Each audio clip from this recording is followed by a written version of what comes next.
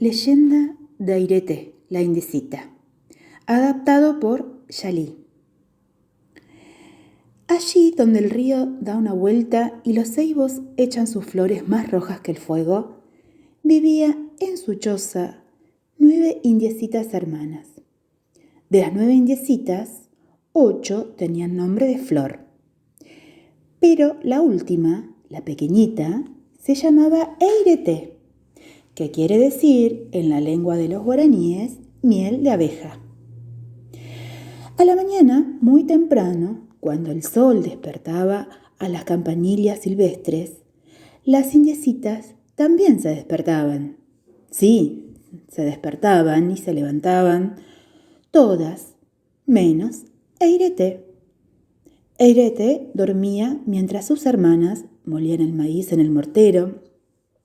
Airete bostezaba mientras sus hermanas cuidaban las plantas del sembrado, y mientras sus hermanas amasaban el barro y modelaban cacharros y jarras y marmitas, Airete se decía: ¿dejo o no dejo la hamaca? Y no la dejaba. Continuaba tendida, bostezando. De las 9 indiecitas, 8 trabajaban, corrían y jugaban. Solo una, Airete, tenía siempre pereza para todo. Para vestirse, para peinarse, para ir con el cántaro a traer agua del río. Una mañana, las hermanas de Airete le dijeron: «Levántate, vas a ir con nosotras a buscar juncos y hierbas para hacer cestos. Levántate enseguida, Airete». Siguiendo el río, entraron en el bosque. Allí las indiecitas comieron los frutos dulces del maracuyá y miraron volar y volar a Mainumbí, el picaflor, vestido con su precioso traje de todos colores. Andando y andando, pasaron bajo la rama donde Ayurú, el papagayo, se peinaba las plumas, y Ayurú les gritó los buenos días. Andando y andando, pasaron junto a la palmera donde vivía Caí, el monito, y Caí la saludó con la mano. Por la orilla del río, por el medio del bosque, siempre en fila caminaban y caminaban las 9 indiecitas. 8 indiecitas delante y una, Airete, bastante pero bastante más atrás. Así llegaron a donde los juncos eran flexibles y las hierbas elásticas, y los cortaron, y los ataron, y los cargaron sobre sus cabezas. Ya era mediodía cuando las indiecitas iniciaron el camino de vuelta. 8 hermanitas delante, y Airete cada vez más atrás, cada vez más atrás. Tan atrás se iba quedando Airete que, llegado un momento, ya no vio a sus hermanas. Pero Airete no se asustó, ni siquiera corrió para alcanzarlas. Se sentó en el suelo y se entretuvo, mientras bostezaba, mirando las plantas y los animalitos del bosque. Tan quieta estaba que Panambí, la mariposa, se posó sobre su pelo. Cururú, el sapo, se acercó, crac, crac, a contarle los dedos de los pies. Y mamá Caí dejó que sus monitos jugaran en su derredor a la rueda, rueda. Así el tiempo fue pasando. El sol ya solo alumbraba las ramas altas de los árboles. Pronto, las sombras empezaron a jugar al escondite entre los árboles y llegó la noche. Y con la noche llegaron los aullidos de las fieras, los alotazos de los búhos, el chistar de las lechuzas y el miedo. Sí, entonces Airete tuvo miedo. Y abandonando su haz de juncos y de hierbas, se levantó y empezó a andar perdida en el bosque, apenas iluminado por la luz de la luna. Airete temía al jabalí, al yaguareté el tigre y temía a la serpiente que cuelga de los árboles.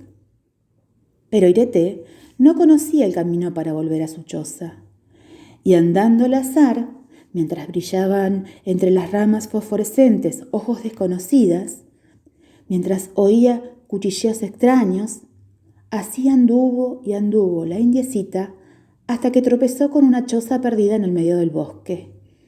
Era la casa de una vieja india hechicera. «¡Protégeme de las fieras!», rogó Irete a la anciana. La hechicera la hizo entrar en la choza. Todo estaba oscuro. Solo un rayo de luna que entraba por la ventana iluminaba un rincón. «Irete», le aseguró la vieja india, «quiero ayudarte, pero solo tengo poder sobre las fieras durante el día. Si el jabalí o el tigre vienen a buscarte de noche, no los podré detener. Tampoco podré detener a la serpiente». «Protégeme, hechicera», volvió a suplicar a Irete. Irete tenía la voz dulce, tan dulce como su nombre, miel de abeja, y la vieja india se dejó conmover. «Te esconderé de las fieras», le dijo. «Te convertiré durante toda esta noche en una arañita, para que no te encuentren». Y le dio a Irete un ovillo de hilo fino. «Teje, teje», le encareció. «Mientras tejas, serás una araña. Pero volverás a ser una indiecita tan pronto como dejes de tejer». E Irete comenzó a trabajar el hilo, y su tejido fue una hermosa tela de araña, colgada en un rincón de la choza. Una fina tela de araña iluminada por la luna que entraba por la ventana. Y así, durante horas y horas, tejió y tejió Irete. Pasó el jabalí, espió por la ventana y solo vio una arañita ocupada en tender los hilos de su tejido. Y luego pasó Yaguareté, el tigre, y más tarde la serpiente se descolgó de una rama y asomó la cabeza chata por la ventana. Pero ni Yaguareté, ni la serpiente, ni el jabalí sospecharon que en la choza se escondía una indiecita. Sí, e Irete trabajó 1 hora, 2 horas, 3. Pero Irete no estaba acostumbrada a trabajar, y entonces se cansó y dejó de tejer. Poco a poco, la arañita fue convirtiéndose en una niña, y el rayo de luna alumbró en el rincón a Irete, junto a la fina tela de araña. Entonces el jabalí, que regresaba de beber en el río, volvió a asomarse por la ventana de la choza. «¿Qué tienes ahí, hechicera?», gruñó. «Esa niña es mía». Y clavó los colmillos en la puerta y la sacudió para abrirla y entrar. Irete, asustada, empezó a tejer y a tejer otra vez. Y cuando el jabalí pudo abrir la puerta y entró, solo vio una arañita tejedora sobre la tela. Y se fue. Irete tenía sueño, mucho sueño, y el trabajo la cansaba mucho. Entonces abandonó la telaraña y descansó. Y cuando dejó de tejer, otra vez volvió a ser una indiecita. Yaguareté, el tigre, regresaba de cazar, enojado porque se le había escapado casi todas las presas. Yaguareté, el tigre, al pasar quiso mirar de nuevo por la ventana de la choza de la hechicera. Y entonces vio a Irete, casi dormida, al lado de la telaraña. «¿Qué tienes ahí, hechicera?», rugió Yaguareté, y lanzó su cuerpo con fuerza contra la puerta. Irete se despertó y comenzó a tejer. Y cuando el tigre entró, solo vio una arañita hacendosa. Y como antes el jabalí, también Yaguareté se fue. Ya no faltaba mucho para que saliera el sol. Irete tejía y tejía, cada vez más fatigada, cada vez más soñolienta. Al fin, tejiendo y tejiendo, se durmió. Y entonces la serpiente se asomó por la ventana. Y no vio una arañita, no, vio una indiecita dormida. Y pasó la cabeza y empezó a pasar el cuerpo. Y estaba casi dentro ya cuando Irete se despertó. La indiecita, recogiendo el extremo de su hilo, tejió y tejió. Y cuando la serpiente metió todos sus anillos en la choza de la hechicera, Eirete era otra vez una arañita escondida entre las pajas del techo. Entretanto, había salido el sol, y la vieja india había recuperado su poder sobre todos los animales del monte. Así que, tomando a Eirete de la mano, pudo llevarla sin peligro hasta la choza de sus hermanas, en el recodo del río donde florecen los ceibos.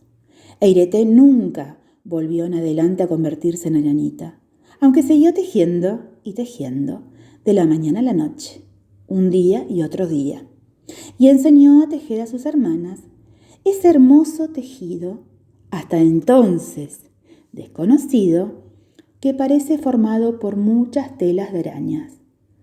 Ese tejido que se llama ñanduti.